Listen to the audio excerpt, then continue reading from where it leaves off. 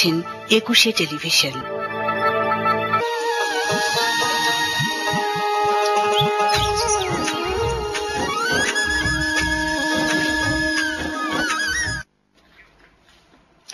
সবাইকে আমন্ত্রণ জানাচ্ছি আমি সাদিয়া আরফিন। আজকের 21 সৃজনশীল সন্ধ্যায় আমাদের আজকের অতিথি কথা সাহিত্যিক ইশতিয়াক আহমেদ।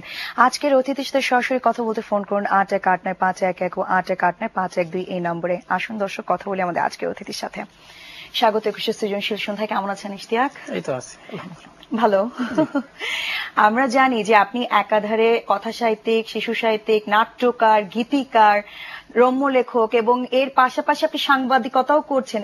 এতগুলো পরিচয়, কোন পরিচয়টা যদি প্রথমেই জানতে চাই যে কোন পরিচয়টাতে নিজেকে আসলে স্বাচ্ছন্দ্য বোধ করেন পরিচিত হতে বা পরিচয় দিতে? আমার আসলে মানে কোথাও আমি স্থির ছিলাম না কখনো।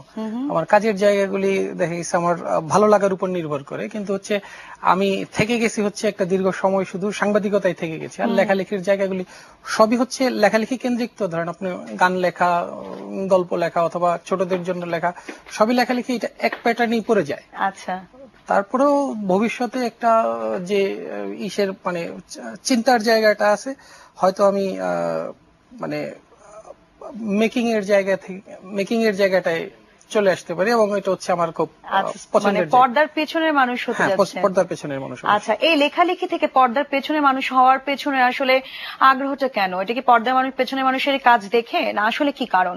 এটার কারণ হচ্ছে আমি আসলে যখন গল্প লিখি মানে গল্পটা আমার পছন্দের বিষয়। আমি গল্প ছাড়া খুব একটা অন্য কিছু লিখিনি। এখন গল্পের বিষয়টা হচ্ছে আমি আসলে অনেক মানে জীবনটা অনেক ভাবে দেখেছি।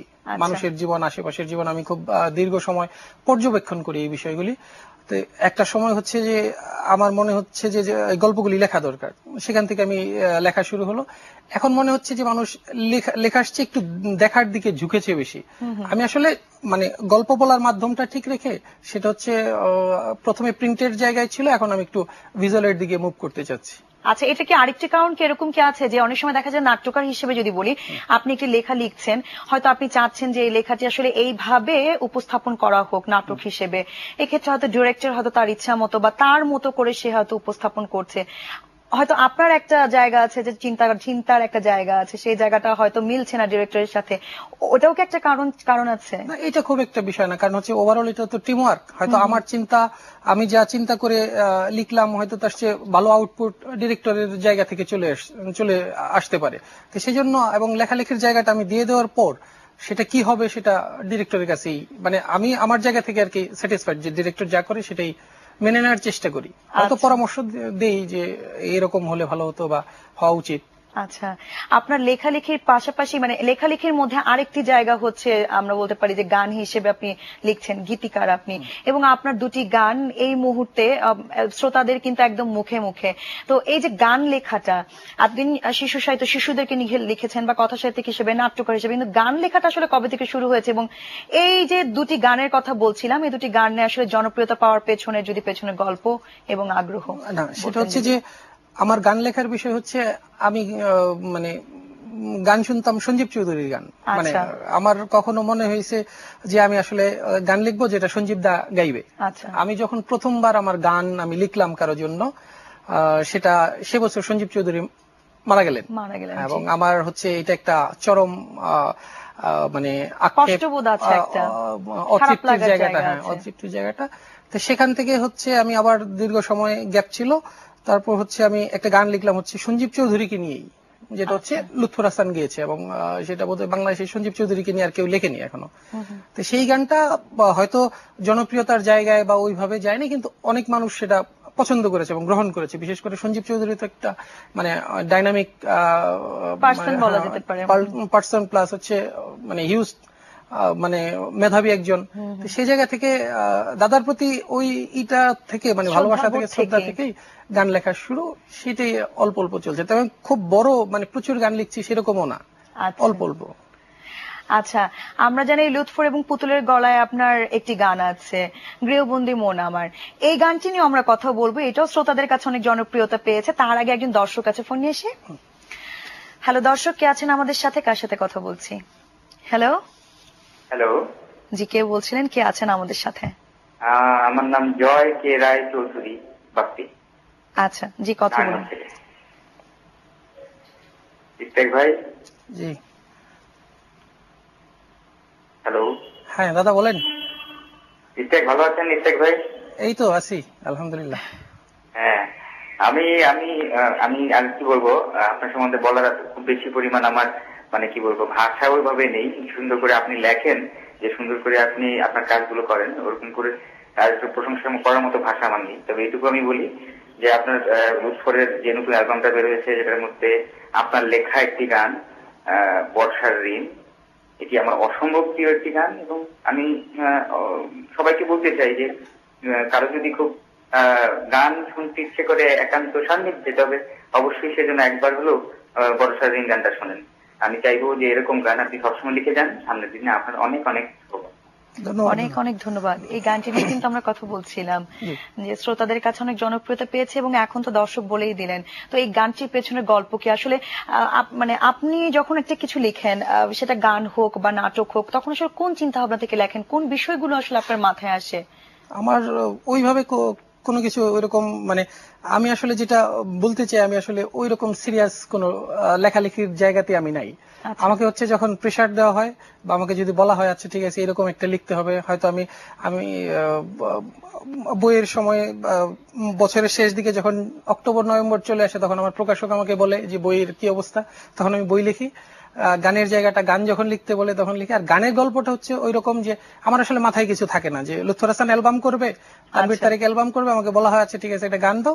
আর গানের জায়গাগুলি হচ্ছে কি আমি বাসে লিখি। আমি এখনো মানে থাকি নারায়ণগঞ্জ, আমার ঢাকা থেকে অফিস করে আমি নারায়ণগঞ্জ যখন যাই একটা যাত্রাবাড়ি নানা জ্যাম ট্যামে বেশ বড় একটা কিন্তু সময় পাওয়া যায়। আমি হচ্ছে আমার সবগুলি গান হচ্ছে মোবাইলে বসে বসে মোবাইলে এবং বাসে লেখা। তো এই ক্ষেত্রে মোবাইলে যে বাসে যে আপনি লেখেন, তখন কি আশেপাশে যে পারিপার্শ্বিকতা এগুলো এই বিষয়গুলো কি আপনাকে অনেক বেশি সাহায্য করে? না, আমি আসলে থিমটা ঠিক করে তখন আর পারিপার্শ্বিক বিষয়গুলো আমার মাথায় থাকে না যে আসলে কোথায় কি হচ্ছে। আমি আমার থিমটা ঠিক আছে, আচ্ছা এইরকম হবে গানটা, আমি তখন লেখার চেষ্টা করি। হয়তো সেটা বাসায় যেতে যেতে শেষ হয়ে গেল বা কোথাও অল্প রয়ে যায়, সেটা পরে কমপ্লিট করি। আচ্ছা, সময়টাকে ভালোভাবে কাজে লাগানো। সময়টা কাজে। তো এই যে আপনি বলছিলেন যে আপনি খুব অস্থির প্রকৃতি, প্রথমেই বলছিলেন যে আপনি অস্থির প্রকৃতি, লেখালেখি আসলে একটা বিষয় থেকে আরেকটা বিষয় সুইচ করে যাচ্ছেন, এভাবে আসলে কাজ করছেন, কিন্তু প্রভাবটা আসলে কোথা থেকে আপনি মানে যদি বলি যে ইন্সপিরেশনের জায়গাটা আসলে কোথায়?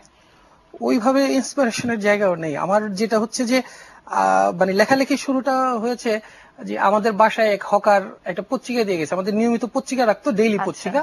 তো হঠাৎ করে একটা ছোটদের ম্যাগাজিন দিয়ে গেছে, সেটা ছিল লুৎফর রহমান রিটন সম্পাদিত ছোটদের কাগজ। আমি তখন ক্লাস 9 অথবা 8 পড়তাম। তখন সেটা জোর করে দিয়ে যাওয়ার পর আমি সেটা পড়ে দেখলাম। পড়ে দেখে আমার মনে হলো যে কত সবার বয়স উল্লেখ থাকতো, 14, 15, খুলনা থেকেও 14, চিটাগাং থেকেও 15, এরকম বয়স। তখন আমিও সেই এজের থেকে আমার কাছে মনে হলো আচ্ছা ঠিক আছে আমি একটা লিখি। তো ওটার মধ্যে লেখা আহ্বান ছিল যে বেড়াল নিয়ে একটা সংখ্যা বের হবে, সেখানে লিখতে পারো তোমরা, মানে ছোটদের বলা হয়েছে। পরে আমি হচ্ছে লেখাটা পাঠালাম। লেখাটা পাঠানোর পর সেটা আবার ছাপাও হয়ে গেল পরের সংখ্যায়, যেটাতে ছাপা হওয়ার কথা। সেখান থেকে আর কি শুরুটা এভাবে হয়েছিল। কিন্তু শুরুটা তো এভাবে হয়েছিল, কিন্তু অনেক সময় আমরা দেখতে পাই যে একটা জিনিস শুরু হওয়ার পরে কিন্তু সেই জিনিসটা হয়তো অনেক সময় থাকে না, অন্য একটা বিষয় চলে যায়। কিন্তু এখন অবধি কিন্তু আপনি এই কাজটি চালিয়ে যাচ্ছেন। এই যে গল্পের 3টি বইও আপনি বের হয়েছে, সম্ভবত 5টি। আচ্ছা, 5টি বইয়ের মধ্যে 3টি বইয়ের নাম কিন্তু অনেক অদ্ভুত, খুব ইন্টারেস্টিং। একটা হচ্ছে নেল কাটার, আরেকটা হচ্ছে মানে একটা হচ্ছে গিয়ে বনলতা, হোটেল বনলতা আবাসিক, এবং আরেকটা হচ্ছে নেল কাটার এবং আপেল শাস্ত্র। এই যে বিষয়গুলো, এবং আরেকটি আছে মাফলার। এই যে মানে আমি দেখলাম যে বইগুলোর নামকরণের ক্ষেত্রে কিন্তু একটু ইন্টারেস্টিং। আসলে এই ধরনের নামকরণ করার পেছনে কারণ কি? নামকরণের আগে আমি লেখার ধারাবাহিকতাটা বলিনি যে আমি আসলে এখনো লিখি হচ্ছে আমার মায়ের জন্য। আমার মা হচ্ছে মানে আমার কি বলে নামটা ছাপা অক্ষরে দেখতে পছন্দ করে, যে কারণে হচ্ছে আমি এখনো সেটা আমার ওইখানেই ছেড়ে দেওয়ার কথা ছিল, কিন্তু তারপরে সেটা কন্টিনিউ হয়েছে ধরেন আমার মায়ের জন্য, যে মা দেখতে ভালোবাসে, আমি সেটা লিখলাম, সেটা দেওয়া হচ্ছে আর কি। আচ্ছা, এবং ইন্সপিরেশন অংশ হয়তো সেখান থেকে, মানে পুরোটাই ইন্সপিরেশন, পুরোটাই মায়ের জায়গা থেকে। এই ধরনের নাম রাখার নামের জায়গাটা বলি, এটা হচ্ছে লেখালেখির জায়গাটা। নামটা হচ্ছে যে এরকম আমি খুব চমক দেওয়ার জন্য নামটাই করি, এরকম না, যে গল্পের প্রয়োজনে যেটা আমার মনে হচ্ছে যে আচ্ছা ঠিক আছে এই নামটা হওয়া উচিত, সেটা থেকে গল্পের নাম হয় এবং গল্প থেকে হচ্ছে বইয়ের নামটা আমি করি। আচ্ছা, আরেকজন দর্শক আছে, ফোন নিয়ে আসি। হ্যালো, দর্শক কে আছেন আমাদের সাথে, কার সাথে কথা বলছি? হ্যালো হ্যালো হ্যালো জি, কে আছেন আমাদের সাথে? হ্যালো, শুনতে পাচ্ছি, কে আছেন? আসসালামু আলাইকুম। ওয়ালাইকুম আসসালাম। হ্যাঁ আপু, আমি সাইফুল আলম পান্নু ময়মনসিং থেকে বলছি। আচ্ছা পান্নু ভাই, হ্যাঁ কথা বলুন। ভালো আছেন? জি ভালো আছি, কথা বলুন। হ্যাঁ ভাইয়া, কেমন আছেন? এই তো ভাই ভালো। তো আপনার অনেক কথা শুনছিলাম। এরকম সরি ভাইয়া, তুমি তো বাড়িতে গেল কেন? তো অনেক কথা শুনছিলাম, খুব ভালো লাগছিল। তো আপনি এই সময় যে গ্যাপ আমরা পাচ্ছি, আপনি কি ধরনের গান লিখতে চাচ্ছেন এটা একটু বলবেন। আর আগে যত যাই বলেন, যত বাদ্যযন্ত্রই থাকুক, হারমোনিয়াম, তবলা, বেস কোনো গান না হলে এটা প্রাণে মনে কোনো দোলা দিতে পারে না। বরং এই গন্ধে ছন্দে গীতিতে কেউ দোলা দিতে পারে না। তো আমি আশা করি আপনি সেই হারমোনিয়াম গানগুলি করবেন। জি অনেক অনেক ধন্যবাদ। আমরা কথা শুনলাম এবং প্রশ্নের উত্তর আমরা নেব, কিন্তু তার আগে আমরা ছোট একটি বিরতি নিয়ে আসি। দর্শক, কথা হচ্ছিল কথা সাহিত্যিক ইশতিয়াক আহমেদের সাথে। সময় ছোট্ট একটি বিরতির, এক্ষুনি ফিরছি, 21-এর সাথেই থাকুন।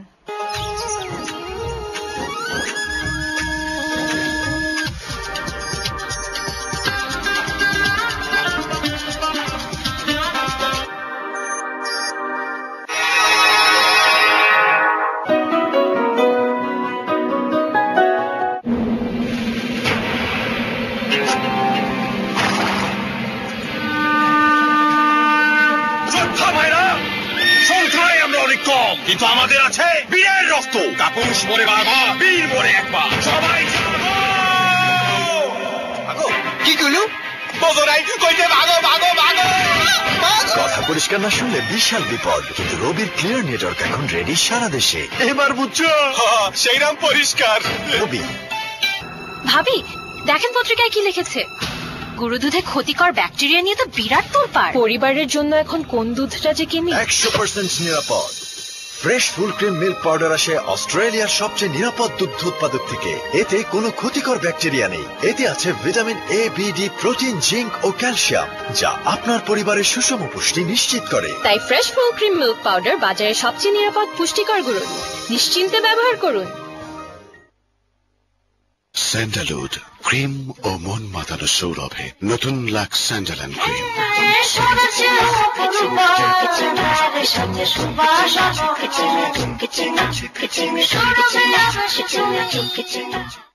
সোনালি রঙে বাস একটুখানি লাক্স। এখন প্রতিটি 50 gram fair and lovely advanced multivitamin face ওয়াশে 20% এক্সট্রা ফ্রি। ডাভ একটা শপিং মলে কয়েকজন বন্ধুকে ডাভ কিসিং গেম খেলতে বলল, যেখানে এক বন্ধুকে মুখের এক পাশে সাবান ব্যবহার করতে হবে আর অন্য পাশে ডাভ, আর অন্য বন্ধুকে ছুঁয়ে পার্থক্যটা বলতে হবে। এই দিকটা একটু রাফ, এই দিকটা স্মুথ সিল্কি, মনে হয় এদিকটা ডাভ, এই দিকটাই ডাভ। ওর স্কিন অনেক গ্লো করছে, পার্থক্যটা বুঝতে পারছি। এটা আমার, এটা আমি নিয়ে যাচ্ছি। ডাভ ব্যবহার করুন আর নিজেই পার্থক্যটা অনুভব করুন।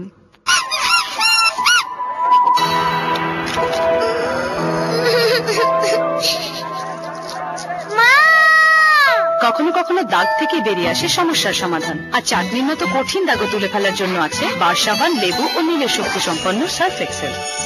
সার্ফ এক্সেল, দাগ থেকে দারুণ কিছু।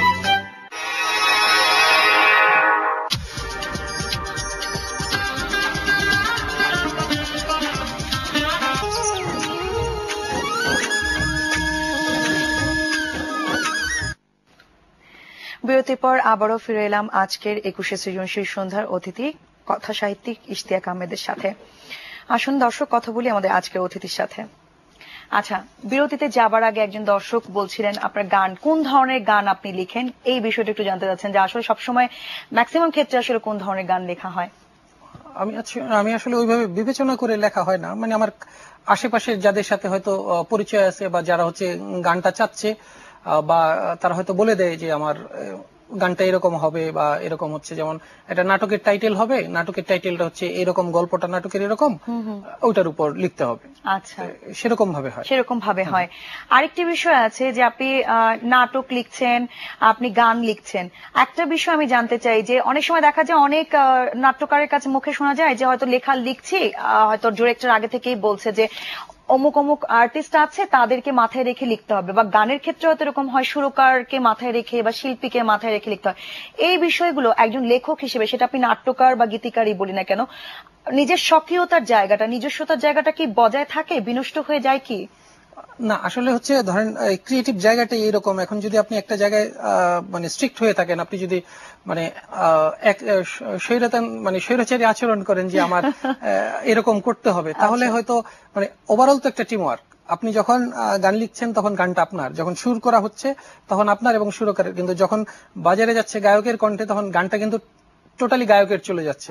এখন সবার কথা মাথায় রেখে সেখানে হয়তো কিছু গ্রহণ বর্জন বা কিছু নেওয়াটেয়া বা কারেকশন থাকবেই, মানে সেখানে সেটা নিয়ে কম্প্রোমাইজের জায়গাটা আসলে দরকার, কিছুটা ছাড় দিতে হয়। কম্প্রোমাইজ ঠিক না, কিছুটা ছাড় দিতে হয়। আচ্ছা ঠিক আছে, আমার সুরের প্রয়োজন, হয়তো একটা কঠিন শব্দ আমাকে ফেলে দিতে হচ্ছে, বা এটা কোনো সিঙ্গার গাইতে পারছে না। অনেকে মানে গানের ক্ষেত্রে কঠিন শব্দ বা মাত্রাটা একটু গুরুত্বপূর্ণ বিষয়, সে কারণে হয়তো তার কথায় যে আচ্ছা ভাই আমি এটা এইভাবে চেঞ্জ করলাম বা আমি এই শব্দটা করলাম, অথবা আপনি করে দেন, সেই জায়গাটা একটু নিতে হয়, একটু ছাড় দেওয়ার আপনার কথা বলছেন। আর একজন দর্শক আছে, ফোন নিয়ে আসি। হ্যালো দর্শক, কে আছেন আমাদের সাথে, কার সাথে কথা বলছি? হ্যালো হ্যালো, জি কে আছেন? জি আমি ইস্টাকের ফ্রেন্ড বলছি, আমার নাম হচ্ছে শাওন। ইস্টাকের কাছে আমার একটা কোশ্চেন হচ্ছে যে ইস্টাক একসময় খুব ভালো ছড়া লিখতো, তো এখন ছড়া লেখা অফ করে গেছে আর কি। ইস্টাক এখন কেন ছড়া লিখছে না, ইস্টাক কাছে আমার সেটা করছে। আচ্ছা, অনেক অনেক ধন্যবাদ। শিশুদেরকে নিয়ে কেন এখন লেখা হচ্ছে না, ছড়া লিখছেন না? ছড়া লিখছি খুব কম, মানে হচ্ছে আমার যেটা মনে হচ্ছে, আমি একটা জিনিস বিশ্বাস করি যে যেটা হচ্ছে যে গত 40 বছর 50 বছর ধরে যা লেখা হচ্ছে সেটা আমি নতুন করে লিখে লাভ নেই। 15 আগস্টে কিন্তু দৈনিক একটি পত্রিকা আপনার একটি লেখা আমরা পেয়েছিলাম, দেখেছি, সেটা হচ্ছে বঙ্গবন্ধুকে নিয়ে, সেটা সমকালীন ছড়াতে গেছে।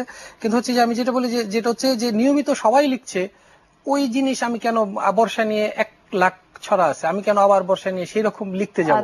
আমি চাচ্ছি যে যদি নতুন কিছু আমি লিখতে পারি তাহলে সেখানে, এই জন্য ছড়া লেখাটা কমে গেছে। আর ছড়া লেখার আরেকটা বিষয় হচ্ছে যে আগে ছড়া লিখতাম, ছড়াটাই এখন আমার গান হচ্ছে, গানটা হচ্ছে বেশি দিন থাকতেছে এবং হচ্ছে মানুষের মুখে মুখে ঘুরতেছে, এই জন্য হচ্ছে আমার জায়গাটা একটু কমিয়ে চেঞ্জ হয়ে গেছে। কিন্তু একেবারে আমরা চাচ্ছি না যে একেবারে আপনি না লিখেন, অবশ্যই আমরা পাবো। এবার একটু জানতে চাচ্ছি, শুরুতে আমি বলেছি যে আপনার আরেকটি পরিচয় আছে, রম্য লেখক। এই জায়গা থেকে আমি একটু জানতে চাচ্ছি, বেশ কিছুদিন আগে আপনি একটি জনপ্রিয় পত্রিকায়, আপনি ফান ম্যাগাজিনে আপনি সম্পাদনা করেছেন বিচ্ছু। তো এই ক্ষেত্রে এখন যারা লেখালেখি করছে, রম্য লেখক যারা যারা লিখছেন, তা সেগুলো কি আসলে কি ফান করার মানে উদ্দেশ্যে কি লেখা হচ্ছে বা ফান করা হচ্ছে, কতটুকু হচ্ছে আপনার কি মনে হয়? না, এখন মানে প্রশ্নটা আমি আসলে যে তার বয়স বেশি হয়ে গেছে বা আমি যে মূল্যায়ন করতে পারবো সেই জায়গাটা না। বিষয়টা হচ্ছে যে আমি এই মানে সমকালীন যারা লিখছে তাদের সমসাময়িকী, কিন্তু হচ্ছে আমি হয়তো একটি ফান ম্যাগাজিন সম্পাদনা করার সূত্রে প্রচুর লেখাপড়ার সুযোগ হয়েছে, প্রচুর মানে মূল্যায়ন করার সুযোগ হয়েছে। আচ্ছা ঠিক আছে, কারণ আমার মূল্যায়নটা না থাকলে আমি হয়তো ছাপতে পারতাম না।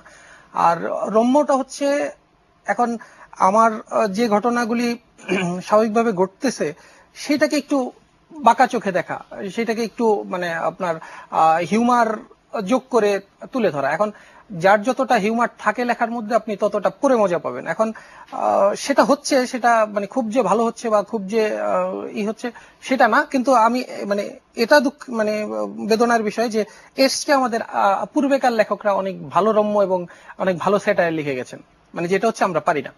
আচ্ছা, এবার একদম শেষ পর্যায়ে আমি জানতে চাইছি যে এখনকার ব্যস্ততা কি নিয়ে, গান, নাটক বা আগামী বইমেলায় লেখালেখি আসলে নিয়ে জানতে চাচ্ছি, ব্যস্ততা কি নিয়ে? এখন হচ্ছে আমি তো বেসিক্যালি সাংবাদিকতা করি, আমি দীর্ঘ সময় যুগান্তরে ছিলাম, এখন আমাদের সময় আছি। সাংবাদিকতা একটা বড় কাজের জায়গা। আর হচ্ছে এখন আমি একটা নাটক লিখতেছি, একটি দীর্ঘ ধারাবাহিক, শিমুল সরকারের কমেডি ধারাবাহিক, সেটাই আপাতত ব্যস্ত। তার অল্প কিছু গান টান লেখা চলছে, এটাই। আচ্ছা, অনেক কথা শুনলাম, অনেক কাজের কথা বললেন আপনি। অনেক ধন্যবাদ আমাদের অনুষ্ঠানে আসার জন্য এবং আমাদেরকে সময় দেওয়ার জন্য, এবং আপনার সাফল্য কামনা করছি। আপনাকে ধন্যবাদ। অনেক ধন্যবাদ। প্রিয় দর্শক, 21শে সৃজনশীল সন্ধ্যার আজকের আয়োজন এ পর্যন্তই। আবার দেখা হবে নতুন কোন অতিথিকে সঙ্গে নিয়ে। সে পর্যন্ত দেখতে থাকুন 21শে সকল আয়োজন।